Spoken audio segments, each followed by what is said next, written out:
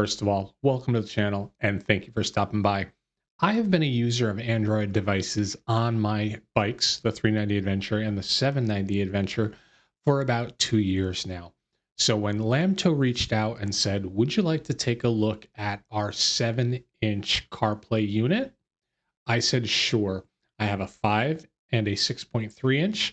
So I thought, let's take a look at the larger size, see if that screen is actually helpful, and see if the Lamtto meets or exceeds my expectations as an Android CarPlay user on my bikes. So we're going to be opening up this, which is their 7-inch unit. Pretty hefty. Let's get inside the box and take a look. Okay, I saved you from having to listen to all of that very noisy packing material coming out. Suffice to say, this was packed fairly well. Here we have the 7-inch unit, sunshade on top, disconnecting power cord. Plastic is typical of what you would expect. This will get us to the instruction manual. Here we have the power cord. This connects to the unit, and this is what they give you on the other end.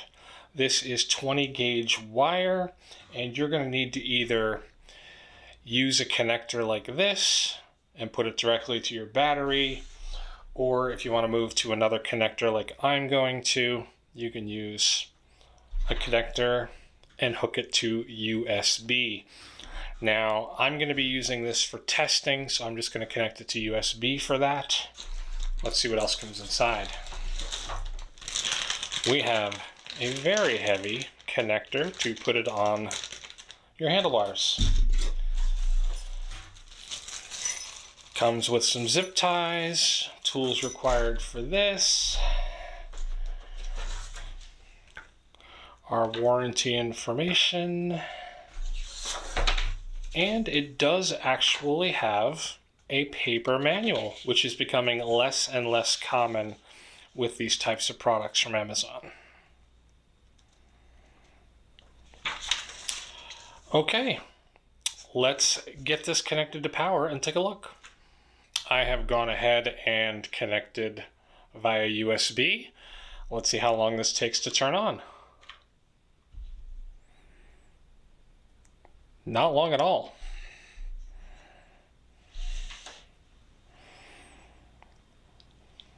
All right. Now, this probably looks a little bit washed out to you due to the lights, but this is crystal clear. It is not 404. Let's see how responsive things are.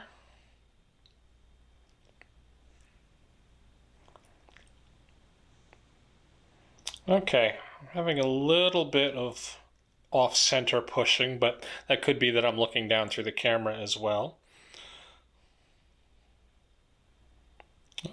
It's not buttons, it's slide. And it is the 9th month. This is definitely harder to do when you're trying to look at it through a camera and it back and forth. Today is the 13th. Yes, it is the 13th. And what time is it? Okay, it is 6:55 p.m. Usually you don't know when I record these. All right, now that is set. Does it just stay? There's no activate button.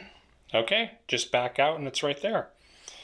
Yeah, these buttons work pretty well. Display settings, we can change our brightness, contrast, hue, saturation.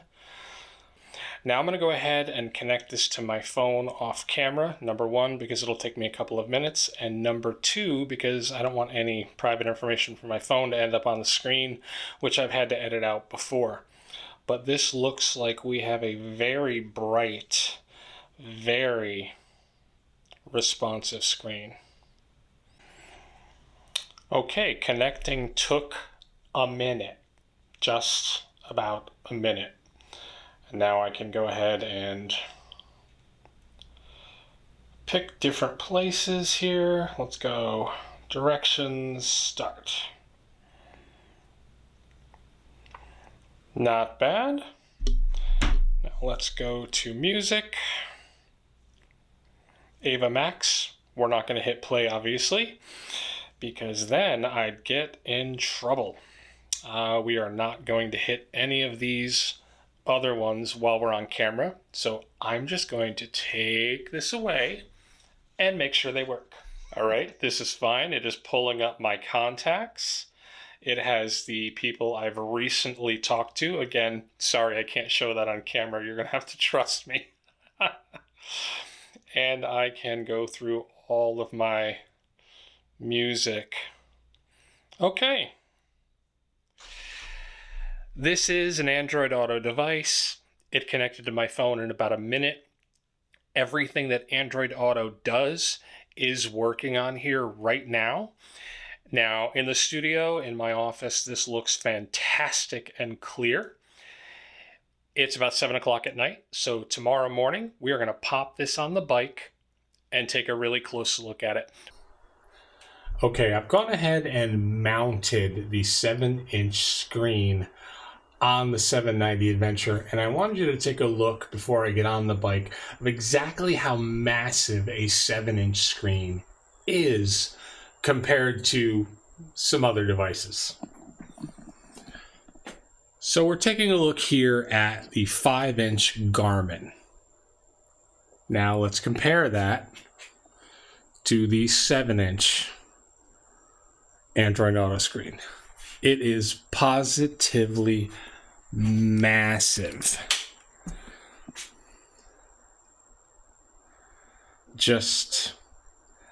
It looks like it's twice the size, the perspective, it being a little closer. All right, before we go ahead and get riding, I wanted to try a couple of different pairs of gloves. I think just about every glove today has a capacitive sensor. Now these gloves are several years old and the sensors are pretty beaten, but let's try. 1 touch, 2 touches to get going, 1 touch to get out. Those are my Alpenstars. Let's try my regular riding around town mesh gloves. Well, 2 touches to get going, 1 touch, just fine. And these are a month and a half old. Sensor's really new. These are my Chemimotos, which were last year's summer glove. It's got a more of a leather versus the felt that all my other gloves have. Let's take a look. 1 touch. 1 touch. I'd say they all worked very, very well, acceptably, and the only perfect one was the one with the leather. Okay, I've been cruising around the suburbs enjoying a Sunday morning ride with the Lamtto 7-inch Android screen. And I can honestly tell you, it functions as an Android Auto screen for a motorcycle. Contacts, calls, Google Maps, Gaia. There's a limited subset of applications that are supported by Android Auto. This one supports them all. They work, and they're quite visible on a 7-inch screen. So if you're shopping for an Android Auto device, the Lamtto 7-inch, it does everything that it's absolutely supposed to. And honestly, that's what I say about any of these devices I try out. They are screens for Android Auto. Works great. Now, if you wanted to bring a ton of music with you and your phone wouldn't, you absolutely can put an SD card in here and store music and video files, whatever you would like, and use it as a screen. But I think most people are just going to do connecting your phone to it, using your navigation or your music apps, and get your calls, your text-to-speech, etc. And this device absolutely performs those features as it should. As far as the hardware goes, the big plus is also the negative, and that quite obviously is the 7-inch screen. It's big, it's easy to see, it's a great size to have in front of you to look at and actually manipulate with your fingers. However, as you can probably see, 7 inches in the front of this motorcycle anyway is absolutely massive. Now, this is where I mount my regular Android Auto screen. Right here on my handlebars, I like it down out of my way. And I have my Garmin up there, which we have a love-hate relationship with. But even on my 390, where I rarely ever connect the Garmin, I keep my Android Auto down here. I like it out of sight, where I just reach down and do what I need, but it's out of sight 90% of the time. I can't do that with this one. I would not be able to leave this here. I cannot tell how fast I'm going. I can't see anything other than my gear indicator. That is it. I've got to go looking for anything else. So I do believe this unit on most bikes will probably need to be mounted up here where the Garmin is. But here's a dilemma. This 7-inch screen would not fit where my GPS mount is unless I put a heck of an extension on it for the ball mount, and then it would be out here, which I think again might impact my ability to see the KTM console. Now that is a downside for me, a negative for this particular bike. Honestly, you may have plenty of room, and this also has the GV screen, which comes back at a very sharp angle, which is going to be a problem for this. Now, another reason why you would want to put it up there is this does not seem to adaptively adjust brightness.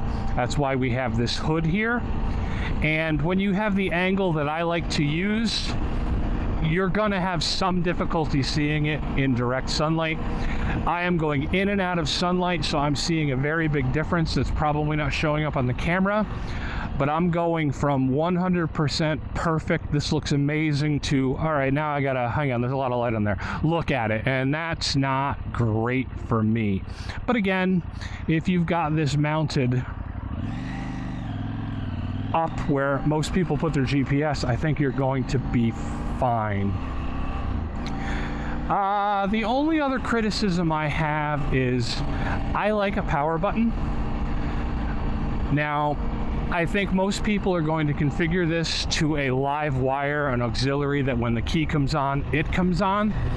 But I don't always want my Android device on. So I appreciate a power button where I can just turn the unit off.